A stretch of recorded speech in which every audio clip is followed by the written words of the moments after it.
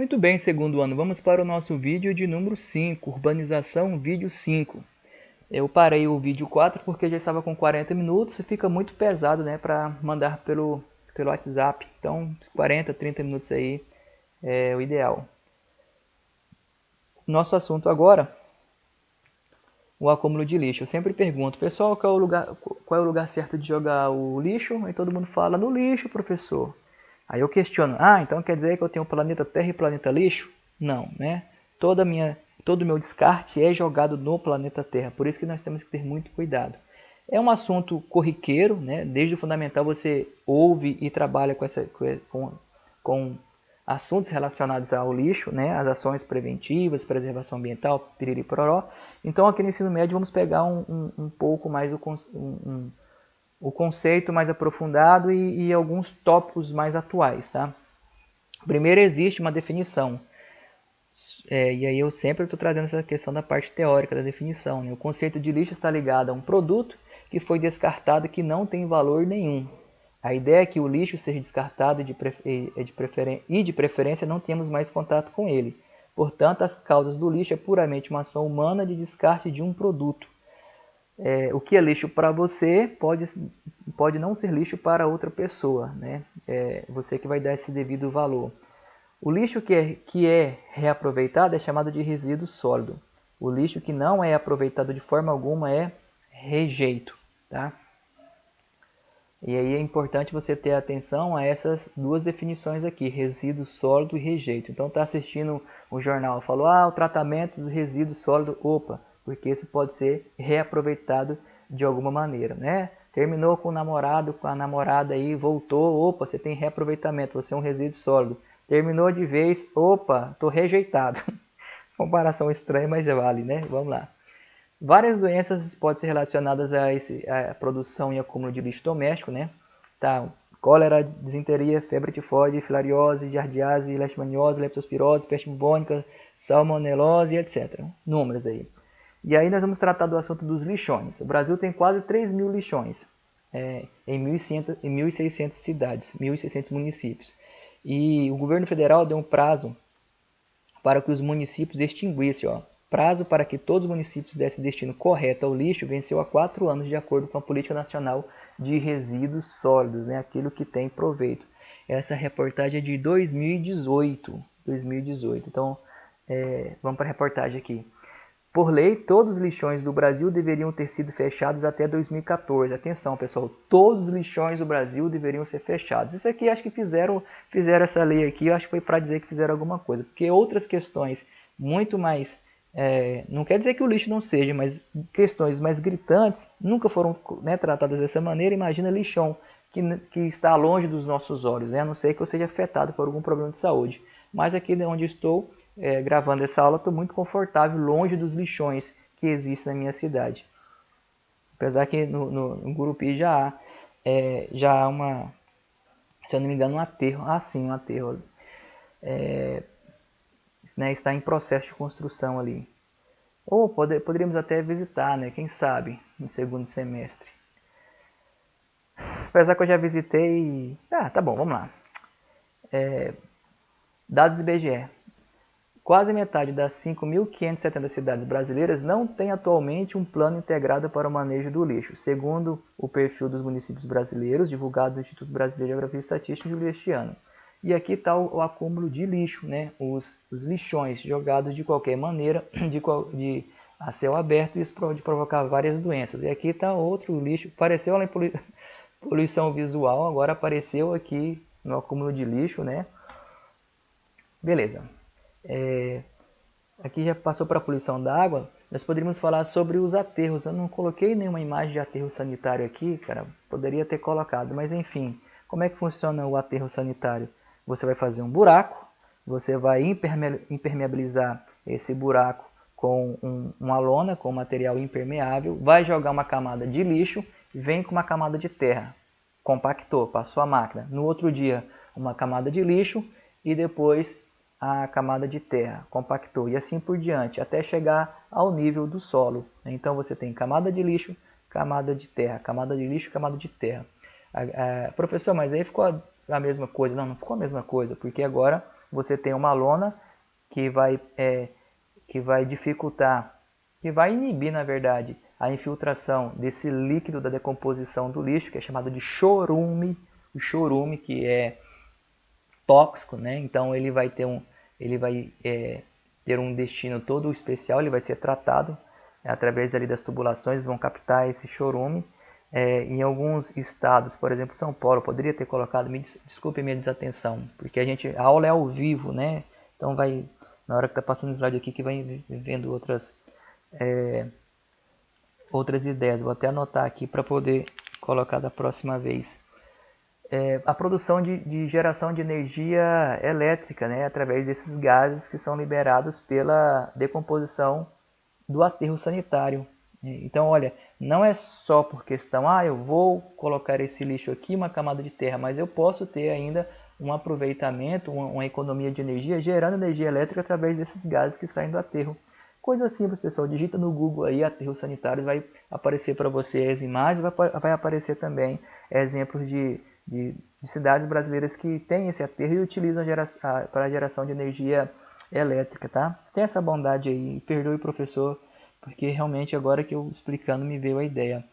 Então esse seria o descarte correto, né? O lixão, não, o aterro sanitário não é só porque é politicamente correto, mas é uma série de benefícios em se ter. Professor, por que não se faz? Estamos no Brasil, infelizmente algumas coisas não são colocadas como prioridade. Poluição da água, todo mundo sabe o que é poluição da água, tem inúmeras reportagens sobre isso, mas eu quis trazer uma questão mais de atualidade, né? A poluição da água é resultado das alterações de sua qualidade, que a tornam imprópria para o consumo e prejudicial a organismos vivos que nela habitam. Essa reportagem aqui de 2016. E vai falar sobre a questão da barragem. A água de rio é ruim ou péssima em 36% dos pontos avaliados por estudo.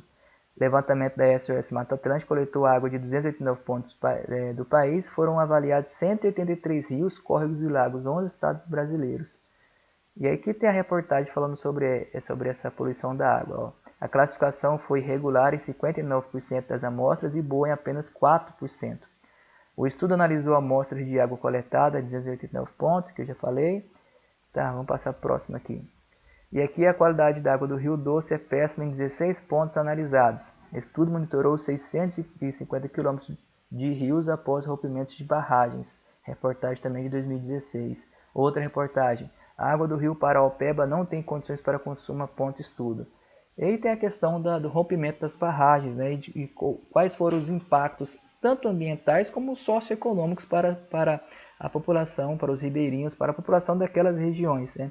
Então esse assunto de poluição da água, ele sempre vai ser colocado para você num contexto socioeconômico, tá? Não é só a água pela água, mas como que interfere para a vida ou interfere na vida das pessoas que lá estavam.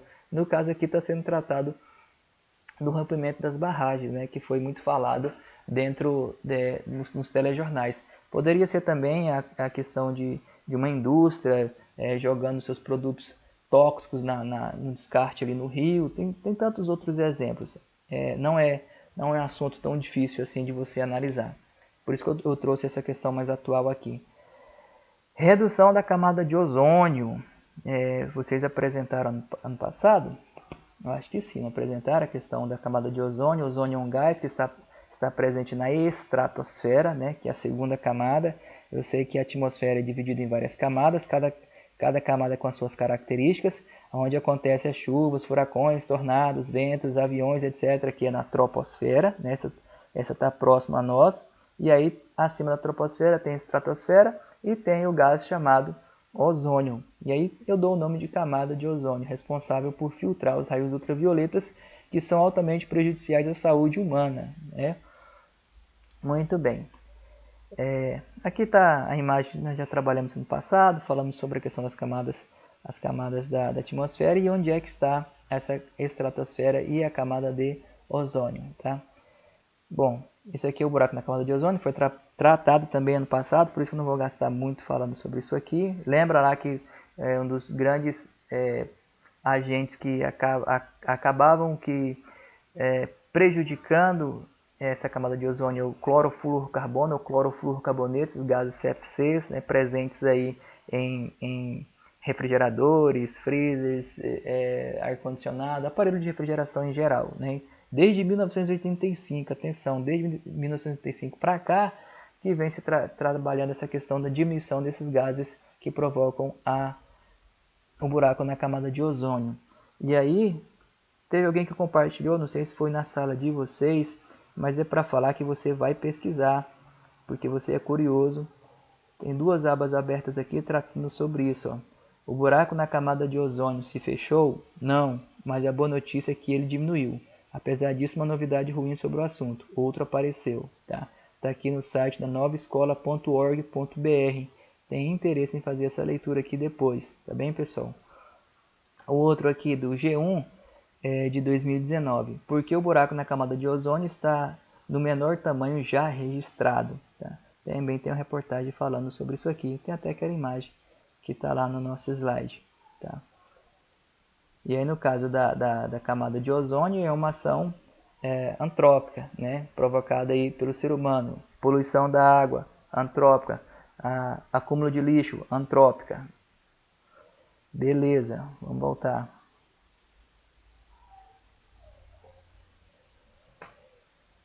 Chuva ácida. Meu Deus do céu, está caindo ácido do céu. Não é bem assim. A chuva ácida é qualquer tipo de precipitação. Lembrando que dentro da geografia, para ficar mais chique, chuva nós damos nome de precipitação, né? Que possui altos níveis de ácido nítrico e sulfúrico. Ocorre quando o dióxido de enxofre e os óxidos de nitrogênio são lançados para a atmosfera e transportados pelas correntes de ar.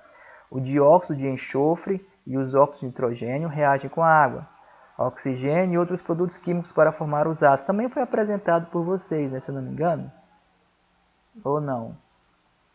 Não, eu acho que vocês não apresentaram, não. Não, vocês não apresentaram, é verdade. Desculpa, vocês não apresentaram isso aqui. Foram os meninos do terceiro ano que apresentaram isso no segundo.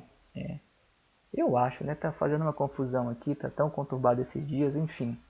Estes então se misturam com a água e outros materiais e caem na atmosfera em forma de chuva. Resultam da quantidade exagerada de produtos da queima de combustíveis fósseis liberados na atmosfera em consequência de atividades humanas. Então, mais uma vez, é uma ação antrópica. Então, está aqui as indústrias. Então, professor, vai correr mais aonde? Onde tem mais indústrias? Principalmente lá dentro da Europa, na primeira revolução industrial, a utilização do carvão como combustível, né? Ainda não existiam leis ambientais, então a queima de produtos tóxicos era muito grande, a liberação de gases poluentes era muito grande. Então, a emissão, na formação da chuva, a união desses gases com a água, e a precipitação vai ser em chuva ácida, e isso vai provocar aí mortes de rios, vai queimar a folha das árvores, etc.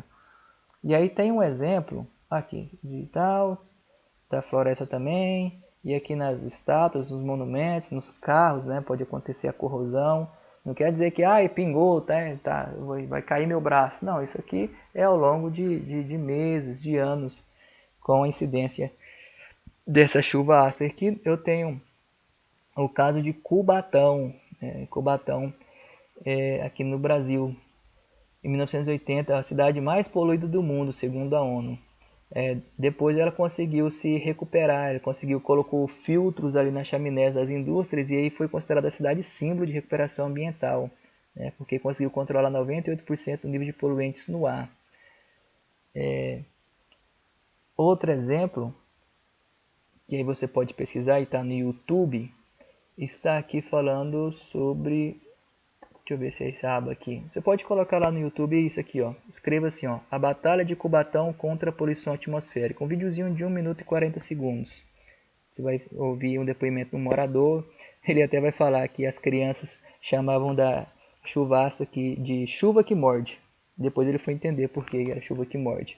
E aí, falando sobre gentrificação, voltando lá no assunto anterior, pessoal, tem um mini documentário aqui, ó, 17 minutos, falando sobre gentrificação, bacaninha também. E esse outro aqui também é um mini documentário de 16 minutos, gentrificação.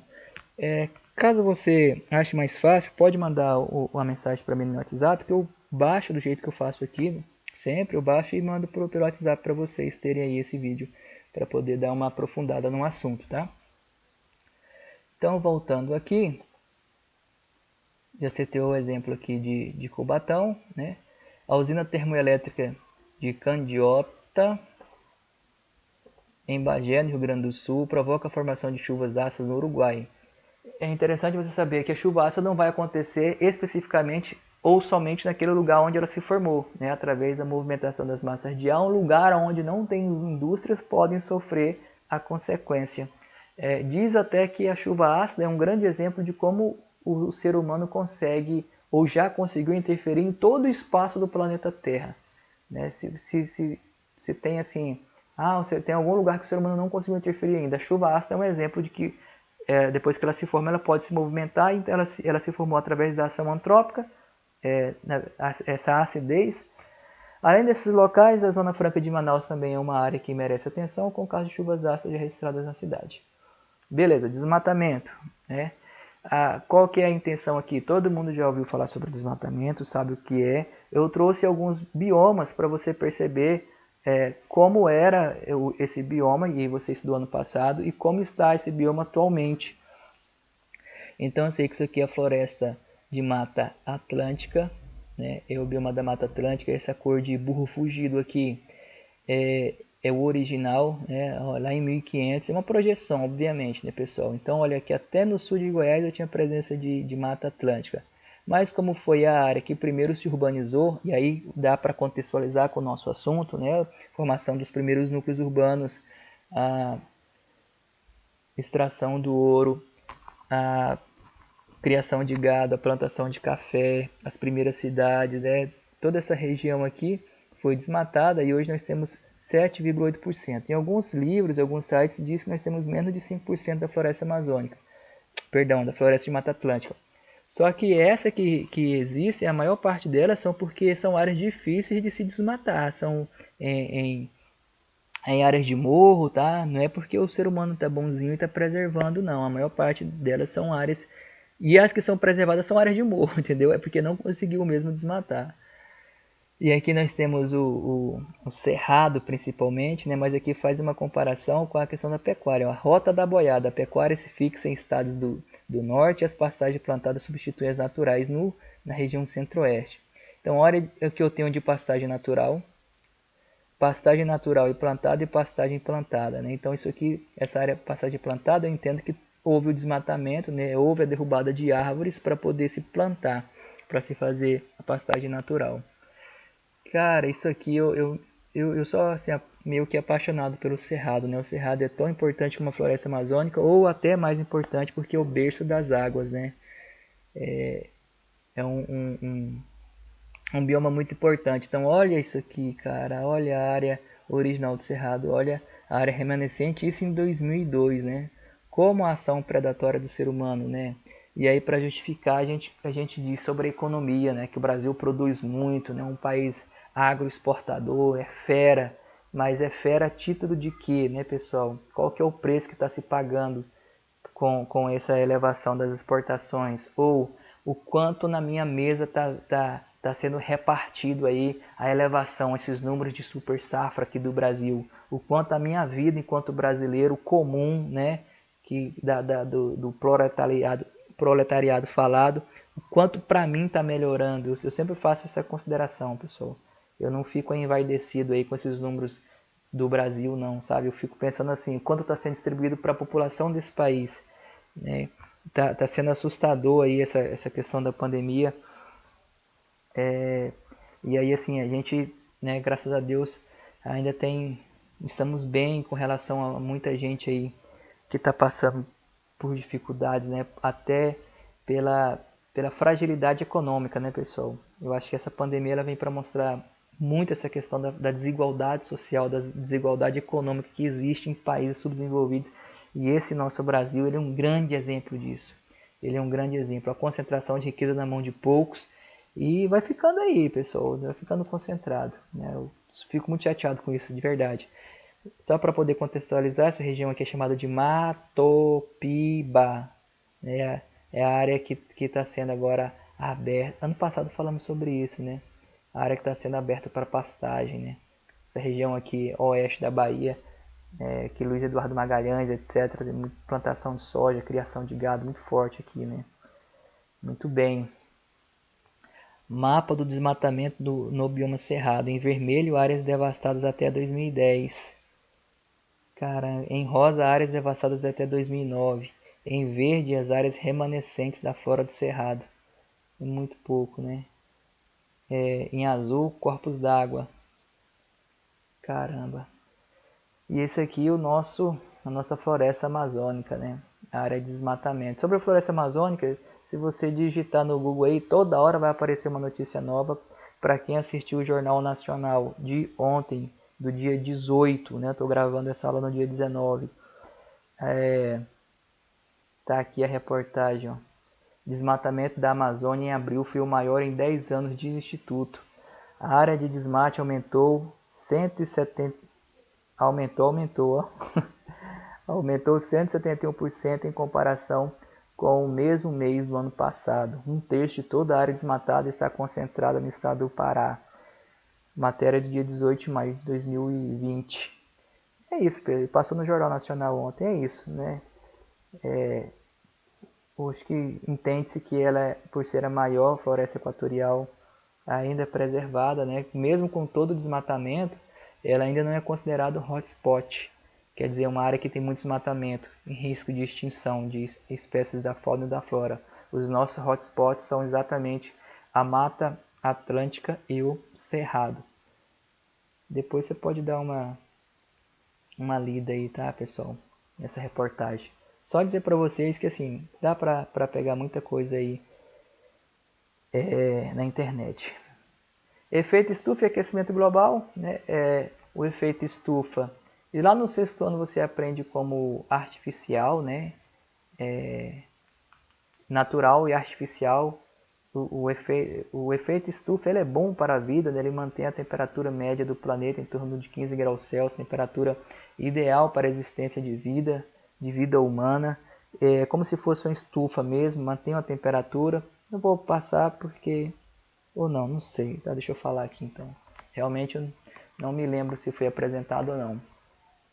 O aquecimento global, esse é o artificial, né? Esse é ruim, ele é provocado pelo engrossamento dessa camada aqui da atmosfera, porque os raios solares conseguem penetrar, mas não conseguem sair.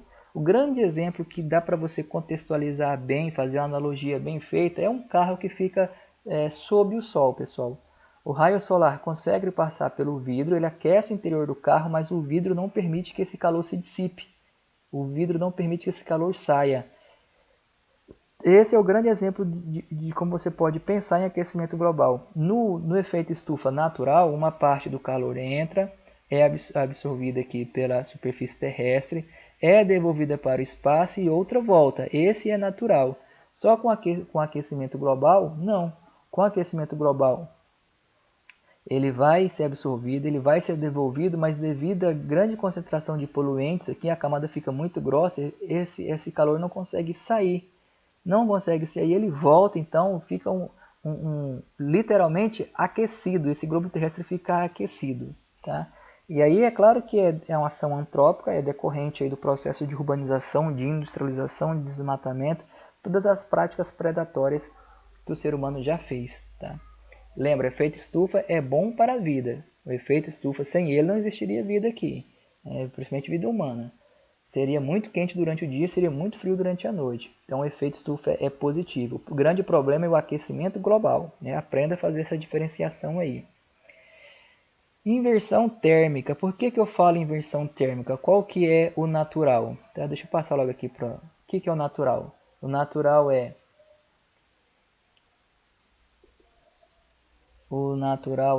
ar quente embaixo, ar frio e ar mais frio ainda. Esse é o fluxo normal.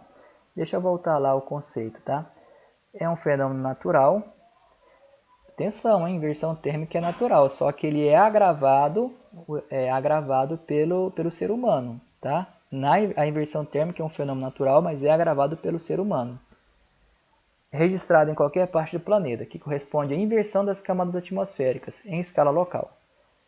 De forma que o ar frio permanece em baixas altitudes, essa aqui é a explicação, já eu chego lá.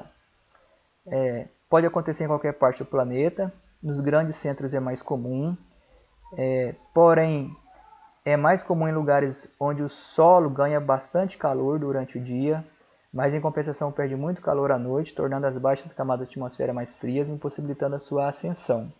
É comum no inverno, no final da madrugada e início da manhã. Você já vai entender por quê.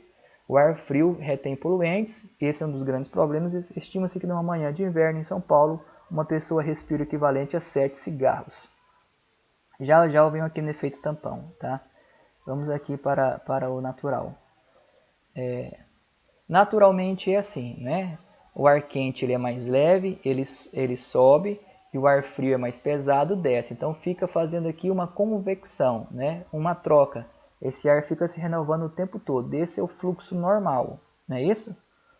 O ar próximo à superfície se aquece, ele fica leve, sobe. O ar mais frio é mais pesado, desce, né? E aí fica nesse círculo aqui, nesse ciclo.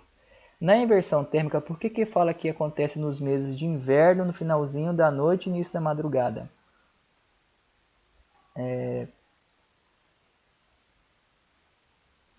Perdão, no finalzinho da noite não, no final da madrugada e início da manhã. Eu voltei aqui só para poder falar certo como está no slide aqui, tá? No inverno, no final da madrugada e início da manhã. Final da madrugada e início da manhã.